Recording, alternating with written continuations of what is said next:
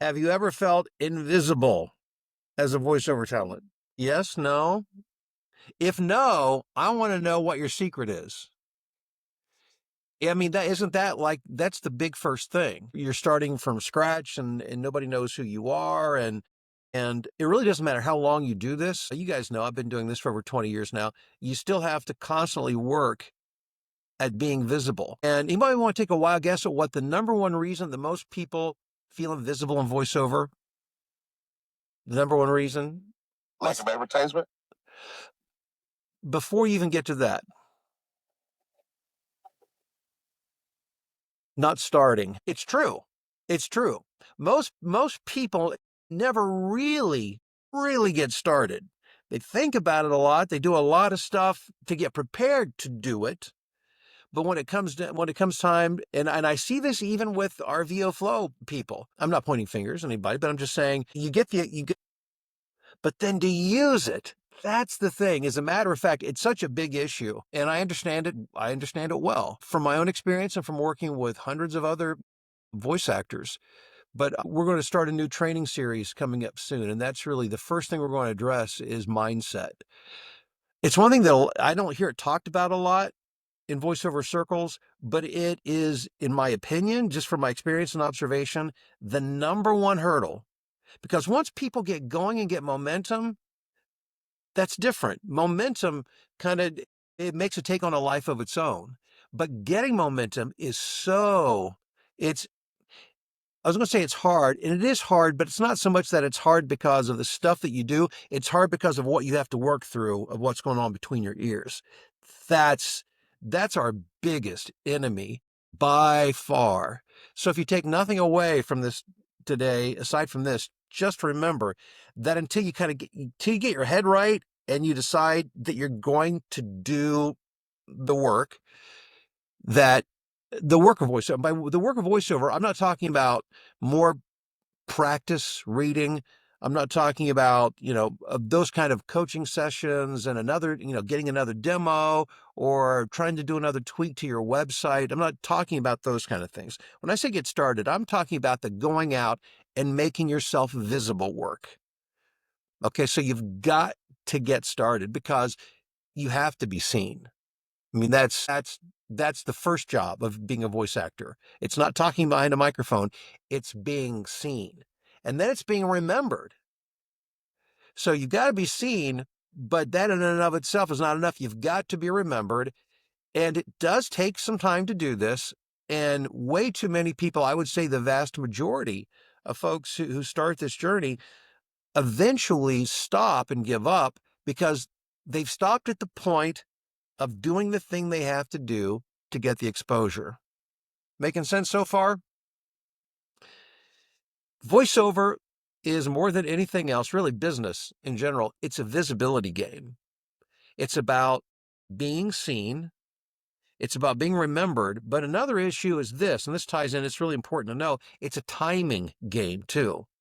So it's not enough to be seen.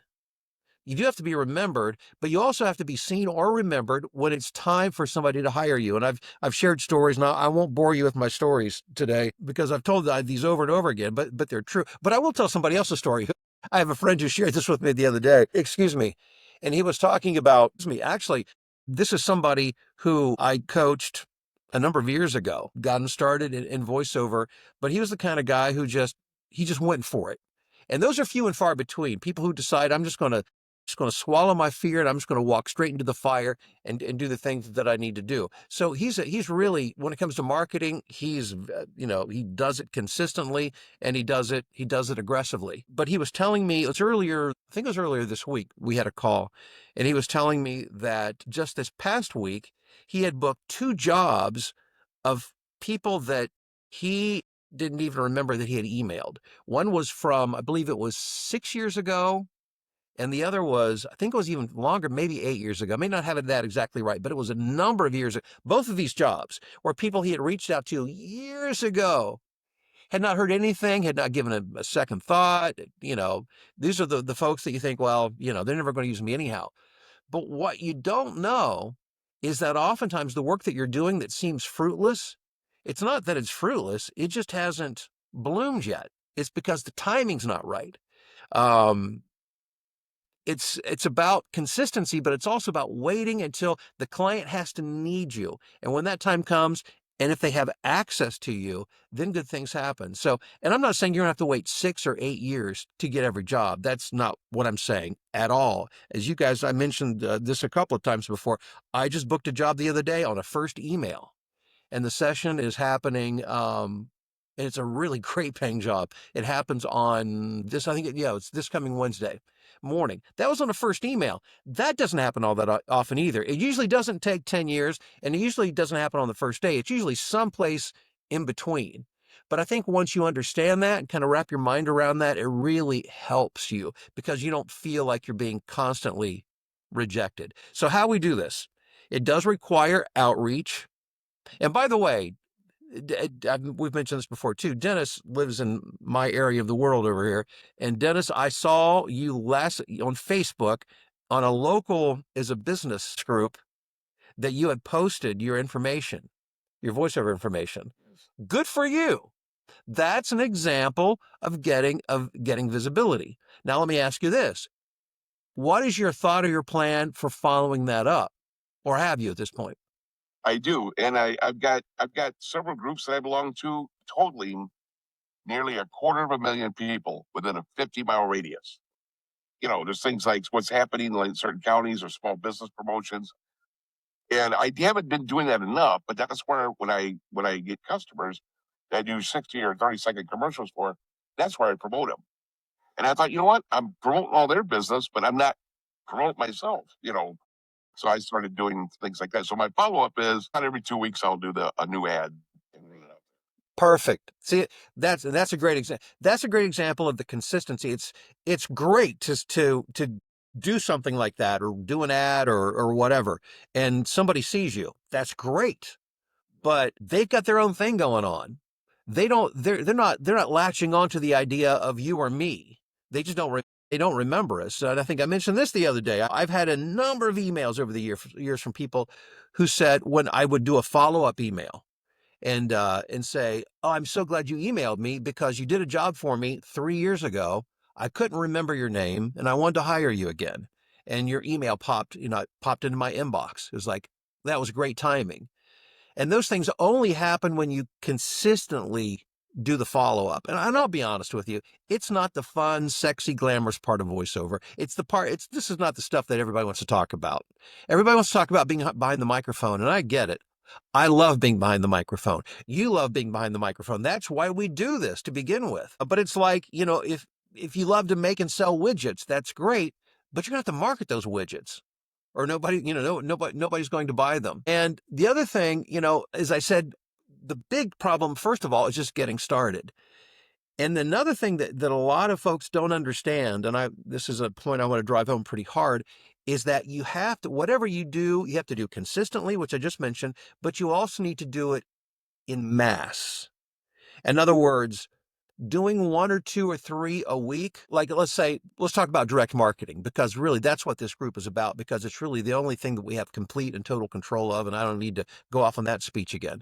But direct marketing is really where you can control your growth because you control what you do. Platform doesn't control it. An agent doesn't control it. You can reach out to as many folks as you want, and you can do it as often as you want. This is where we can do our marketing in mass.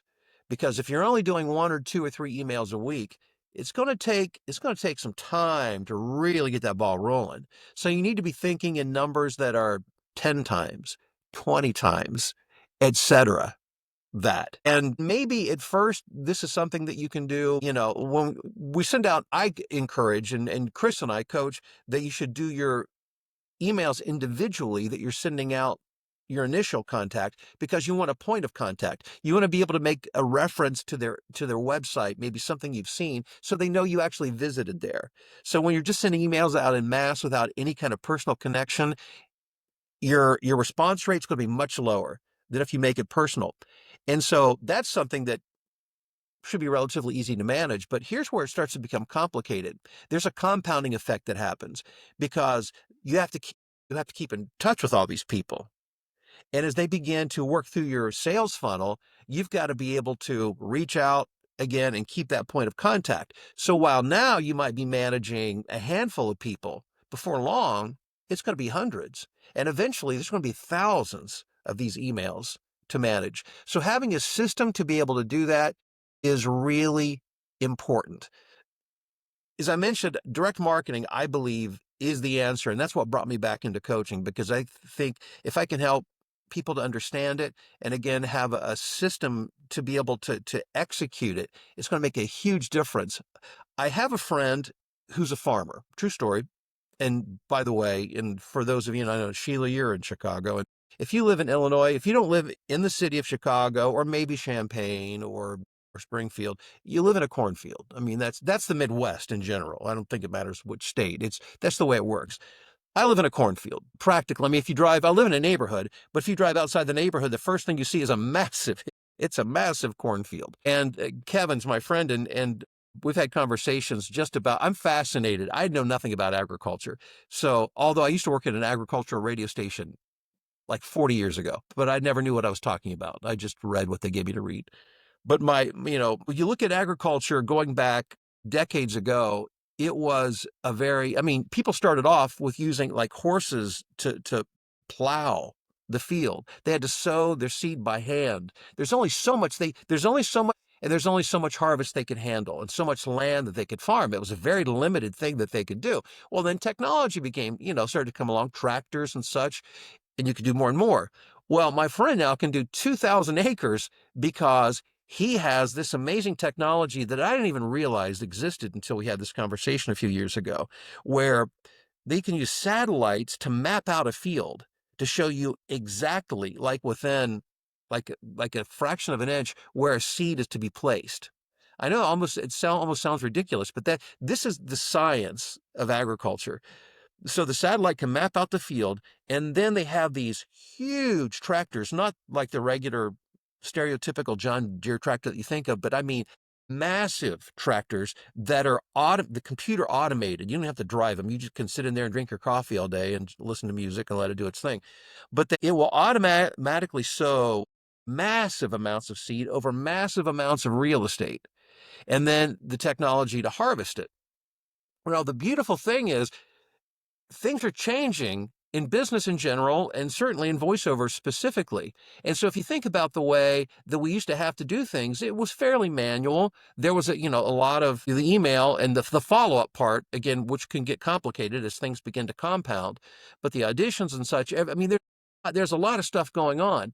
But now with the technology, and you guys are learning this within VoFlow, it's helping you manage the volume, and you've got to work volume.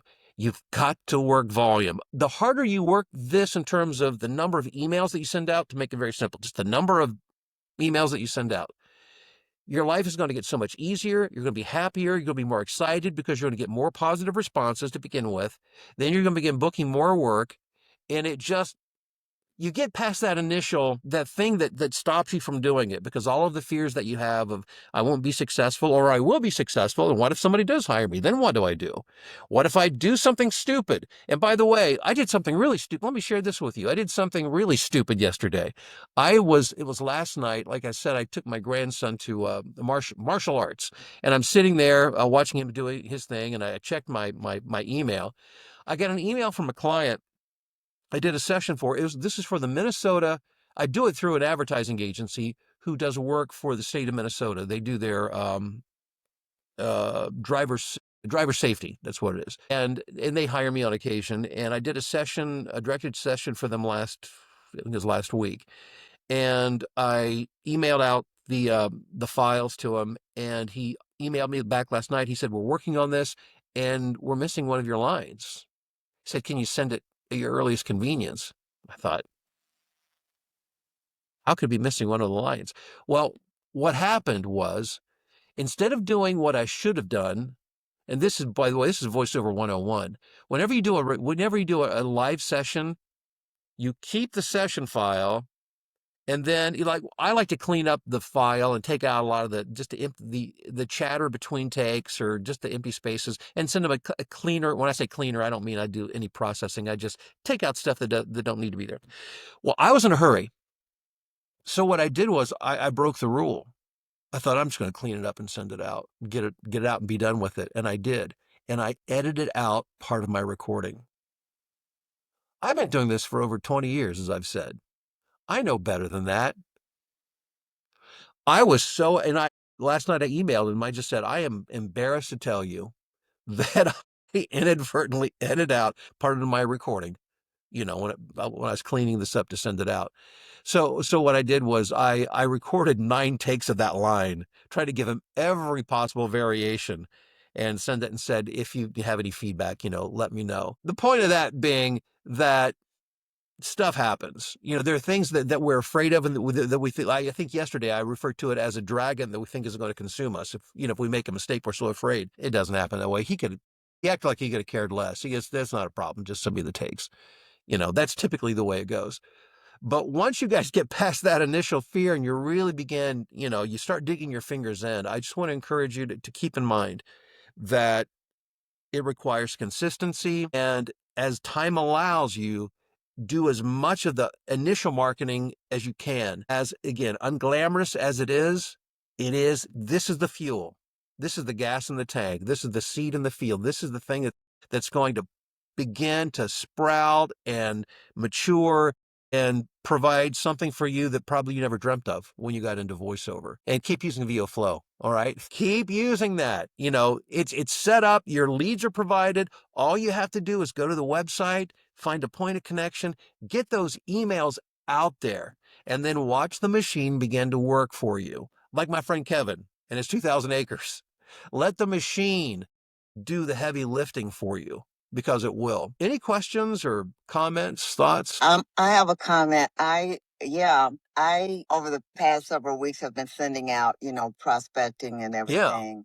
And I was telling Chris the other day on the tech call how when I finally got Sender together, I resent the first cold lead email to everybody that I had already sent an email. Yeah. How'd that go? A lot of them got opened, but also I ended up getting added to a voice talent roster, a local one in the suburbs here in Chicago. So I love the that. guy, he emailed me and he said, I'll put you on our voice talent roster.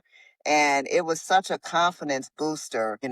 So I'm just digging in every day, even if you only have time to do a few. I'm seeing where my warm leads are starting to go up. Yeah. And it makes a difference. And like Bill said, I'm seeing where volume makes a difference. You have to actually put in the work. It's like when you do a YouTube channel and you're trying to figure out how to do it and all of that, and people are gonna laugh at me and think I'm Yeah. crazy, but you have to hit record. You have to press record. If you don't press record, then what's the point? So That is so that's right. just my little take on that. Well, let me tell you something. That's no small thing. The fact that you re-email those people is no small thing because what would most people have said? They'd have thought, well, I don't want to bother these people again. Yes. And I understand that. Thinking. Yeah. And it was so hilarious. And I said, oh, well. And then when I looked at the stats, I was like, oh, my goodness, well, at least 40 something people opened it.